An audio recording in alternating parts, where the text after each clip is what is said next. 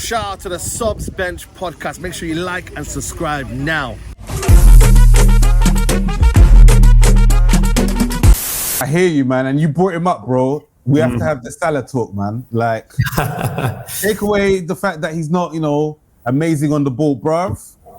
What are we doing with this guy? Because his performances at the beginning of the season, even when we were playing well in our 1-2 games, non-existent, bruv. It's like, I don't know, is he partially injured? Is he tired? Is he like? What's your thoughts? What's your thoughts on why Salah is just underperforming this season compared to the rest of the other seasons? I'll answer your question. I'm just putting out there. I want to iterate on the tiredness, but we'll get back to that in a bit. I don't think Salah is tired, but I'm going to bring that up for a reason later.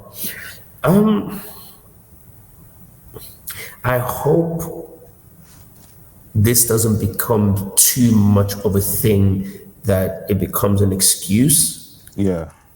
But in my memory of what I've seen, I think he was the only one who publicly welled up in regards to Jota. And when we lost the game to Chelsea, Van Dijk did mention that some of us are kind of going through it. This is a very fragile topic, not just for me, just anyone, because no one has actually ever experienced something like this. Mostly when players do move on or pass on, it's at the end of the career. It's not in the middle. And a player who was in their prime, and all of a sudden, Klopp said in the same interview, which people need to watch, he said that he can't imagine how the changing room is in Liverpool now, seeing that empty space there. There's a lot of psychological, mental things in it. And I remember Salah well double cried after we won our first game. Like I said, these are explanations, but my big fear is I don't want it to be perpetuated too much to be an excuse. And I don't want to say that's the reason for Salah's fail, but the fact that he was the only one publicly who cried, that could be an indicator of where he is mentally. But it's a weird one because it's not even like he's finishing is not there. Like, I've seen his touches are really bad. His crosses are literally going back to the keeper. There's not, with these situations, not okay. If you're not scoring, how else are you contributing? Right. I'm not seeing any contribution in any capacity in possession or off possession. So I don't know. And in a weird way, I think AFCON will be a blessing in disguise for him. Just escape the Western world, escape everything, just focus on something else. But it's a weird one. I feel he's it's an odd way to say it, but I feel he's earned the right to have a bad form. We're talking about a guy who's considered only meant to be a one-season wonder. Now he's on his 8th, 9th year. Yeah, you can have a dip. I mean, I remember there was a period where Cristiano Ronaldo didn't score for like 3 games. And the journalist said, are you on the decline? And Brandon's like, listen, I'm the all-time top goal scorer.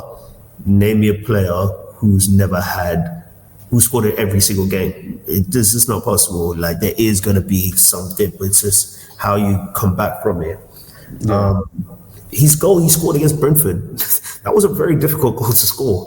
Right. It comes to nothing, but that kind of showed there's something still there. There's a little something, a little salt bait, but we'll see. But I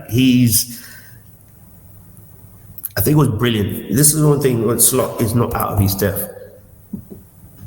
I believe Klopp would have continued playing Salah. I don't think he would have dropped him. Slot did that, so it's like, yeah, okay. This shows us a man is for the team. I don't know for Salah. I genuinely don't know. I don't think this will last too long.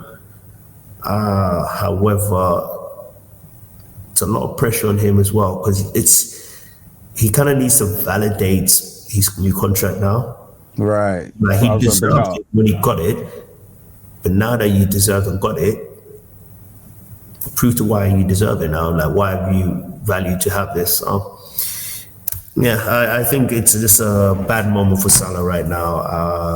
I wouldn't be surprised if this would be his lowest scoring season, but not by much. Like, I'm not going to say he's going to only score 5 goals. I think he probably still will get 15 or 20. For a winger, it's still a good number to have, but I don't think he'll hit the fact he had an incredible season, a Ballon d'Or nominee kind of season last year, that kind of makes this drop look more severe. But, yeah, it'll be an average season for Salah. I hear you, man. Like I said, I appreciate the positivity. I think the money is definitely an impact, and obviously Jota as well, RIP. I think that's definitely an impact. Just, like you said, there's a multitude of impacts going on at the same time, innit? And but you said it will be a good season for Salah. Average, I reckon. Average season for Salah.